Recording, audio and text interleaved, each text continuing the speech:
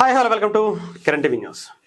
ఇచ్చి పడేసే గోత్రంతో ఎరగదీసే నక్షత్రంతో పవన్ కళ్యాణ్ గారు రేపు ఉగాదికి ఉస్తాద్ భగత్ సింగ్ చేయటానికి సిద్ధమైపోతున్నారని చెప్పాలి. ట్రైలర్ వచ్చేంత వరకు కూడా అలా నడిచింది. కానీ ట్రైలర్ వన్స్ రిలీజ్ అయిన తర్వాత ప్రతి ఒక్కళ్ళకి కూడా సరైన సమాధానం ఇచ్చేసినట్టే అనిపించింది. అందుకని ఇచ్చి పడేసే గోత్రంతో ఎరగదీసే నక్షత్రంతో పవన్ కళ్యాణ్ గారు సిద్ధమైపోయారు. ట్రైలర్ను ఒక్కసారి చూద్దాం. ఆ తర్వాత సినిమాకి సంబంధించినటువంటి బజ్ ఇవన్నిటి గురించి కూడా నిన్న ప్రీ రిలీజ్ ఈవెంట్ జరిగింది, దాని గురించి కూడా మాట్లాడుకునే ప్రయత్నం చేద్దాం. అలాగే ఛానల్ని సబ్స్క్రైబ్ చేయండి, నచ్చినట్లయితే షేర్ చేయండి, మీ విలువైనటువంటి అభిప్రాయాన్ని కమెంట్ రూపంలో తెలియజేయండి. వీలైతే మీకు నచ్చినట్టయితే కనుక జాయిన్ బటన్ నొక్కి జాయిన్ అవ్వండి. ఇకపోతే కంటెంట్ ముందు ట్రైలర్కి సంబంధించినటువంటి దాంట్లోకి వెళ్దాం.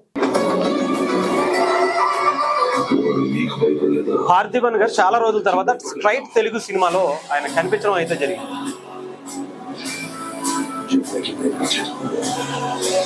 పవన్ కళ్యాణ్ గారు చాలా రోజుల తర్వాత మంచి క్లాసిక్ లుక్ లో, అవెన్ ఓజీ అంటే ఒక వింటేజ్ లుక్ అనుకోండి, ఇప్పుడు ట్రెండ్కి ఇది.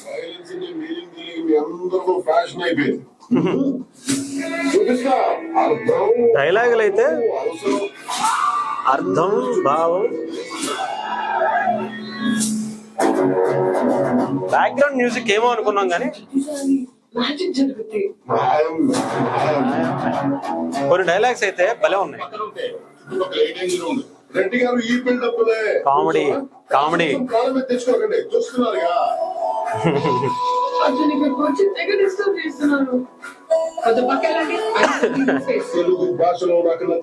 కామెడీ కూడా భలే రాశారు.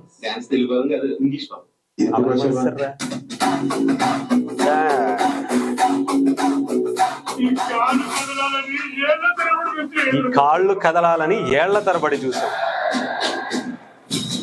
సాంగ్ అంతా కూడా ఒక రేంజ్ లో ప్లాన్ చేశారు. నిజంగా కొన్ని సాంగ్స్ అయితే చాలా బాగా అనిపించింది.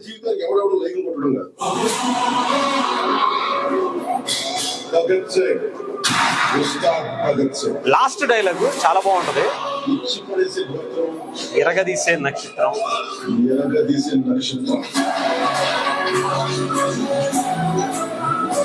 ఇంకా ఎర్రకోటకి సంబంధించిన డైలాగ్ ఒకటి ఉంటుంది.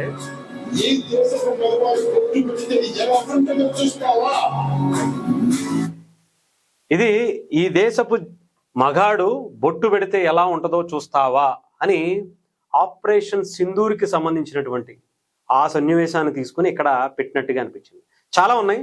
ఎర్రకోట మీద ఎగిరే ఆ జెండాకున్నంత పొగరు నీలో ఉండాలి అనేటువంటి ఆ లిరిక్స్ కావచ్చు, సాంగ్లో చాలా బజనిచ్చింది.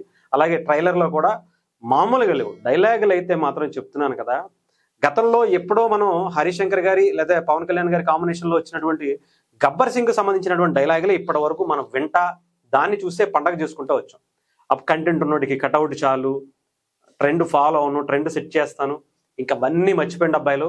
అలాంటి డైలాగులు కాదు, టన్నుల కొద్దీ రాసి ఇచ్చి పడేశారు అంతే హరిశంకర్ గారు. ఒక రేంజ్లో ఉన్నాయి డైలాగులు అయితే. ప్రతి డైలాగు ఒక అరాచకం అనే చెప్పాలి. ముఖ్యంగా హరిశంకర్ గారిలో నాకైతే ఇద్దరు వ్యక్తులు కనిపించారు. ఒకటి పూరి జగన్నాథ్ గారు, రెండు త్రివిక్రమ్ గారు. వీళ్ళిద్దరికీ నిజంగా తెలుగు డైలాగ్స్ మీద కావచ్చు, వీటి మీద ఎలాంటి అభిప్రాయం ఉంటుందో మనకి అందరికీ తెలిసి, అంత ఫ్యానిజం ఉంటుంది. అలాంటి వీళ్ళిద్దరూ కలిస్తే హరిశంకర్ గారేమో అనిపించింది.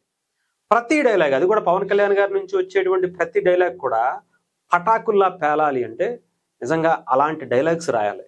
అవే ఈసారి దీంట్లో రాశారు. అప్పటి అన్నీ మర్చిపోయి కొత్తగా మళ్ళీ రాసుకోరా సాంబా అన్నట్టుగా మళ్ళీ ఇంకా మనం రాసుకోవాల్సిందే, టన్నుల కొద్దీ లెక్క పెట్టాల్సిందే. ఈ డైలాగ్ అయిపోయింది అనుకునే లోపు ఇంకొక డైలాగ్ ఉంటుందట, ఒక రేంజ్లో ఉంటుందట. ఇప్పటి వరకు కొంత బజ్ అయితే మాత్రం తగ్గిన మాట వాస్తవం అనే చెప్పుకోవాలి. ఏది ఈ ట్రైలర్ రిలీజ్ అవునంత వరకు.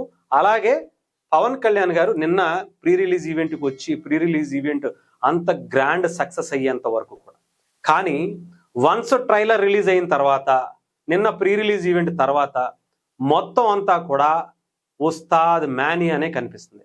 ఎక్కడ చూసినా కూడా నిజంగానంటే ఈ ఎక్స్పెక్టేషన్స్ అన్నవి, కొంత బజ్ అన్నది తక్కువ ఉండటమే మంచిదేమో అనిపించింది.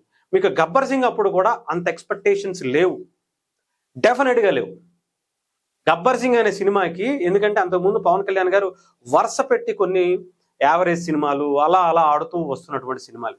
కానీ ఒక హిట్ కావాలి, ఒక హిట్ కావాలి, నా కోసం కాదు వీళ్ళ కోసం కావాలని అయినా పవన్ కళ్యాణ్ గారు అడిగారన్నారు కదా, అలాంటివి ఆ టైంలో వచ్చింది. బట్ బజ్ లేకుండా వచ్చి ఎలాంటి హిట్ కొట్టిందో మనం తెలుసు. అలాంటి హిట్టే, ఎటువంటి బజ్ చాలా తక్కువగా ఉన్నా ఇంకొకటి ఉన్నా మొన్నటి వరకు, ఇప్పుడు ఒక రేంజ్లోకి వచ్చింది. ఆ తర్వాత సినిమాకి వెళ్ళిన తర్వాత ఎక్స్పెక్టేషన్స్ అది ఇది అని చెప్పుకోకుండా, ఊహించుకోకుండా థియేటర్కి వెళితే మాత్రం దద్దరిల్లిపోవటం ఖాయం. ఇందాక చెప్పినట్టుగా ఎరగదీసే నక్షత్రంలో పవన్ కళ్యాణ్ గారు ఇచ్చి పడేయడానికి వచ్చారు అంతే.